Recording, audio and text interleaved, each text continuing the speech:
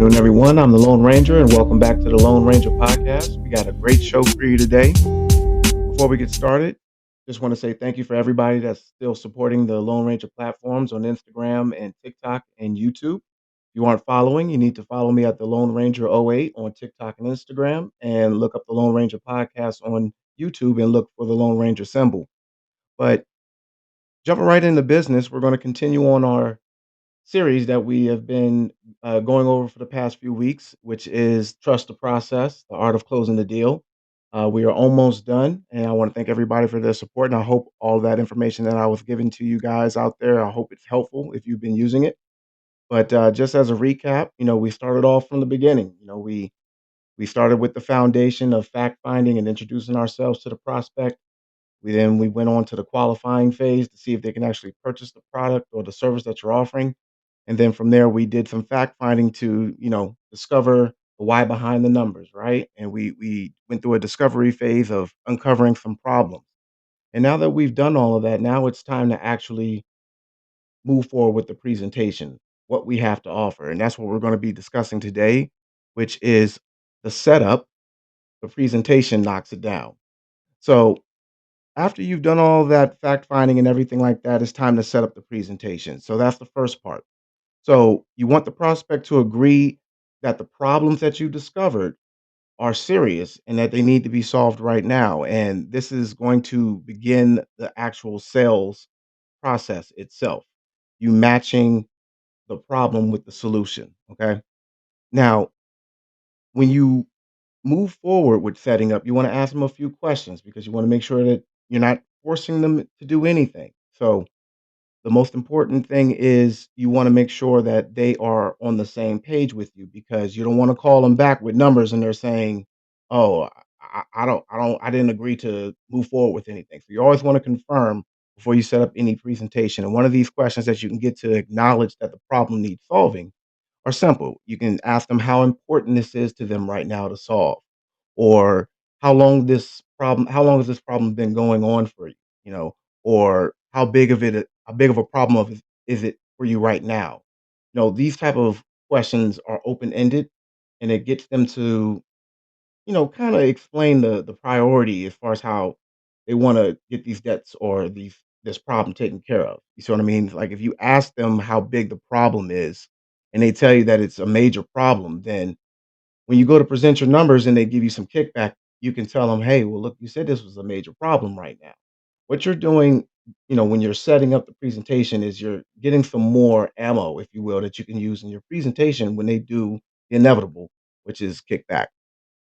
So, moving right along, after you ask those questions and you get them to agree to hear your numbers or your presentation or what have you, it's very, very important. I want all my Lone Rangers and salesmen to understand this. It's so important that you confirm the date and the time and the contact number to use. Because if you don't, you're going to be calling, phantom numbers, or you'll never, get a hold of them because you don't have them focusing on the date and time to set aside for you, to go over the numbers with them. So it's important that you confirm that date. In my line of business, we trying to do that, in the same day. So if I'm taking an application from a borrower, I want to talk to them that day while it's still fresh in their head. But if they aren't able to go over the numbers that day, then we set another date. The time is crucial. Also understand if you're talking to people outside of the state, you want to make sure that they're on the right time zone because I've in my rookie years, I can't tell you, I would tell somebody I would call them at 8 o'clock, but they were on California time, and I'm on Eastern time, so you do the math, they were waiting while I was asleep. So, it's very important that you confirm the date and time and also the phone number so you know it's them. Also, make sure they have your number. That's also very important because they wanna make sure you wanna make sure that they know that it's you that's calling. Anytime someone has their credit pulled, if you're doing loans or any forms of credit selling, once you do what's called a tri-merge credit pull, it sends a trigger alert to the other lenders. And that's why, if anyone out here listening has applied for a credit card or any forms of credit after they've applied for it, they've gotten mailers, they've gotten phone calls and things like that. And that's because your right as a consumer is to find the best price for whatever product that you're looking to purchase. So once you apply for one form of credit with one particular creditor, the credit bureau send a trigger alert to everybody else. So that's where that comes from. But having said that, that's why it's so important to tell your prospect or your borrower, whoever you're calling back, save my number as, your name from so and so.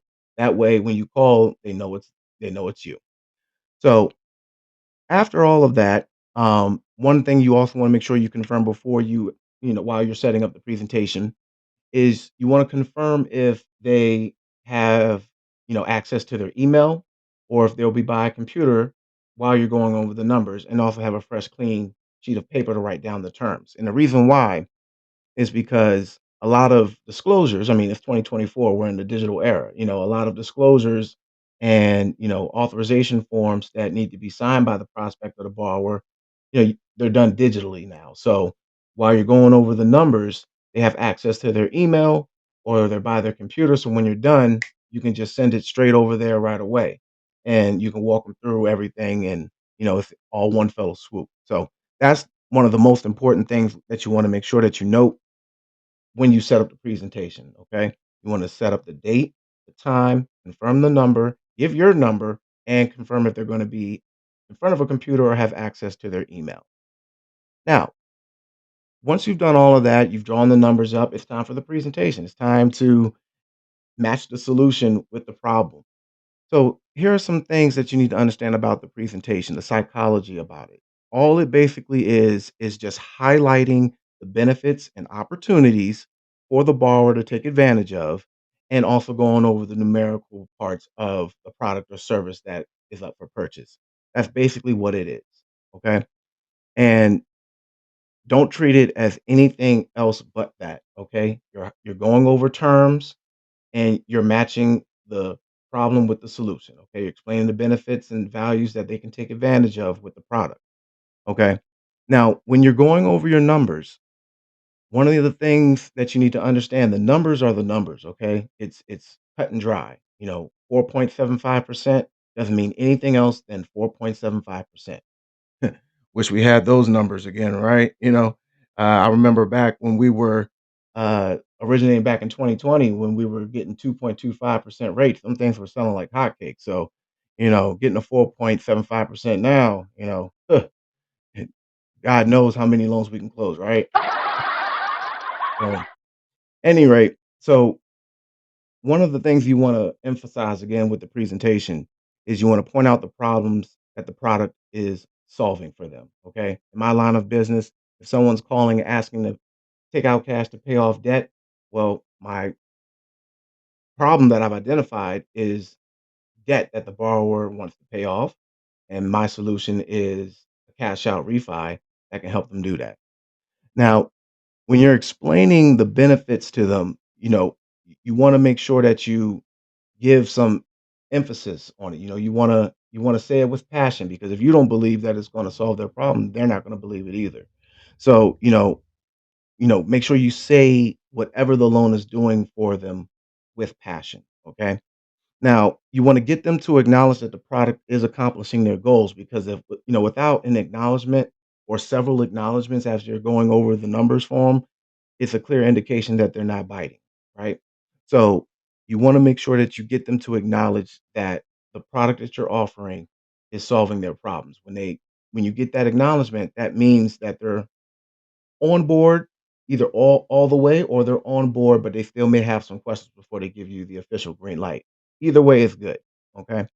Now you want to make sure that you always note this. You want to make sure that you combine the features of the product with the benefits of the product. Never ever discuss them separately. You want to always combine the two. And what I mean by that is, for example, in my line of business, I'm, doing a cash out refi and I explain to the borrower, they say, okay, I want to pay off $50,000 in debt.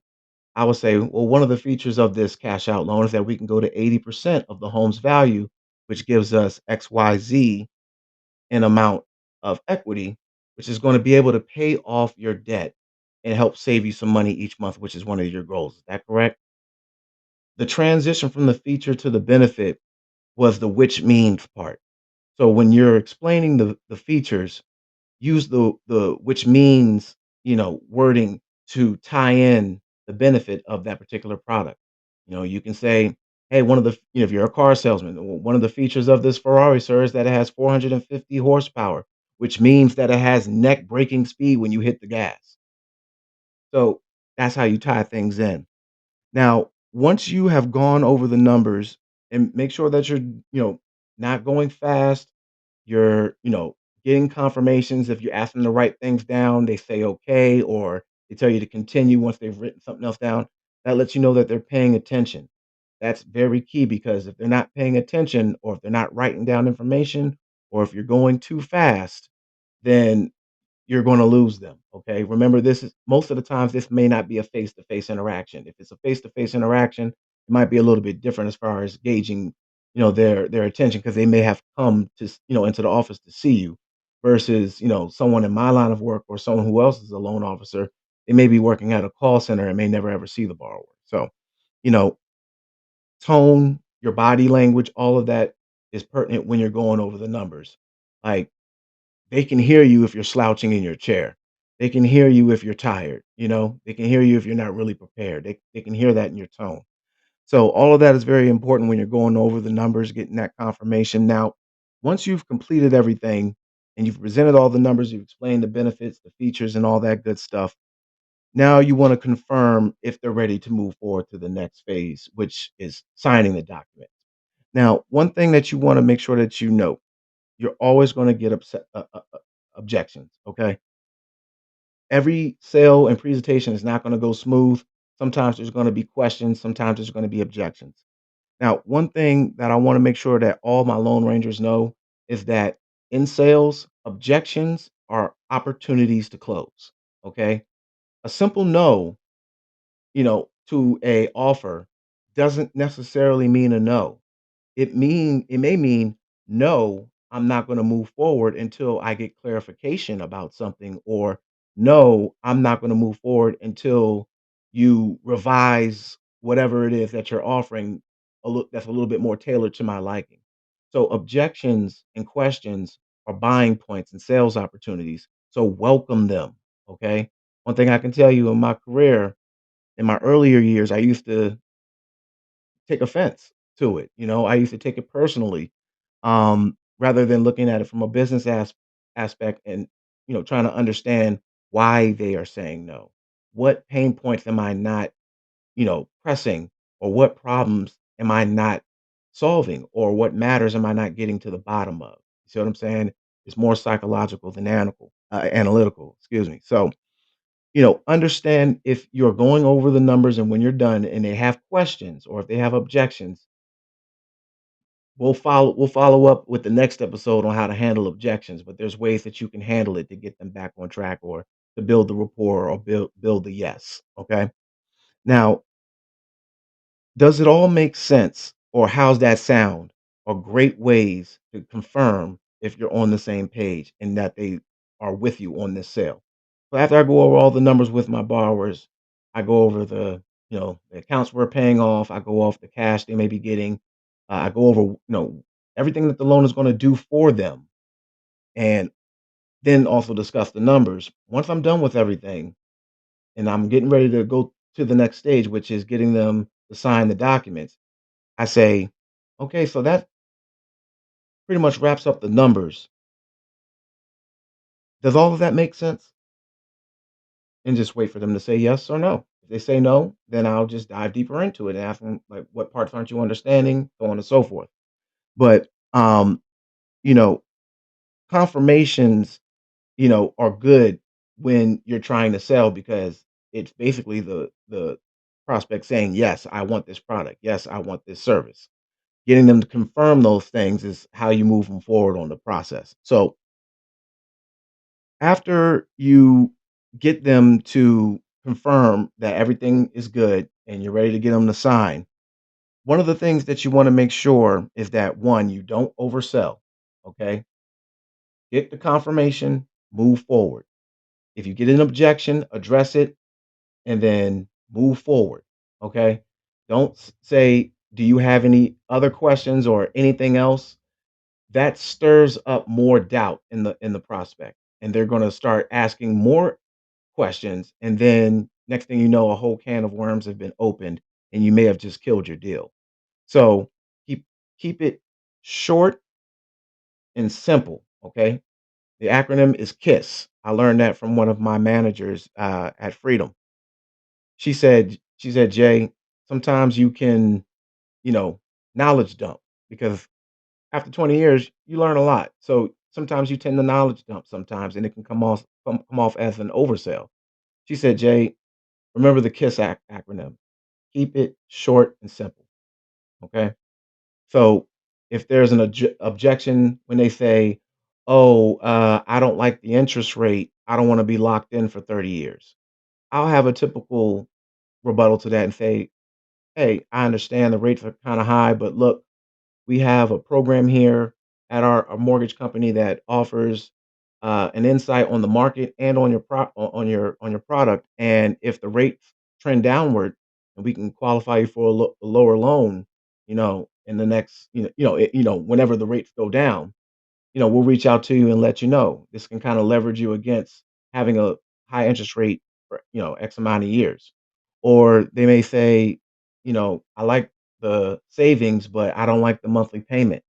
Well, I'll say, well, ma'am, we're doing a consolidation loan. We're not just trying to lower your mortgage payment. We're trying to lower your overall payment with it, which is your credit cards and your auto loans and everything combined.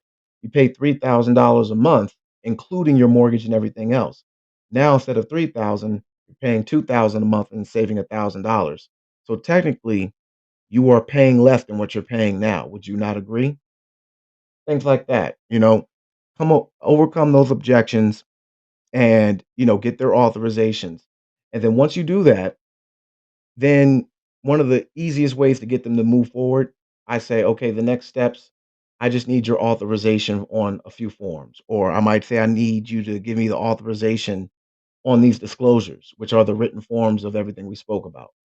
Instead of you saying, "I need you to sign here," or "We need your signatures," anything like that, that scares them. That makes them think they're signing their life away, and a lot of times they don't wanna feel like they're committing to something that may backfire on them. So, to ease that pain, I use the authorization tactic. It gives them the confidence of, a CEO, like, "Oh, you need my authorization?" "Yeah, we can't do this without your authorization," and that's exactly what it is. I'm just using a fancier word of saying sign the document. So, it's more psychological again.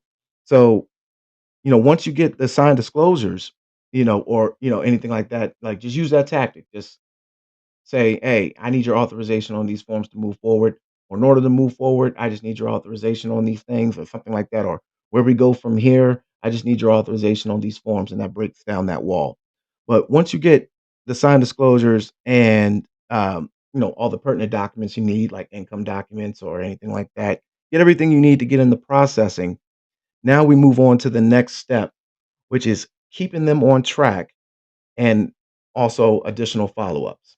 And that's where the next episode is going to pick up on the path to closing a loan. So trust the process. This is the art of closing a deal. And this is the Lone Ranger signing out. I hope this was helpful. I'll see you next time. God bless.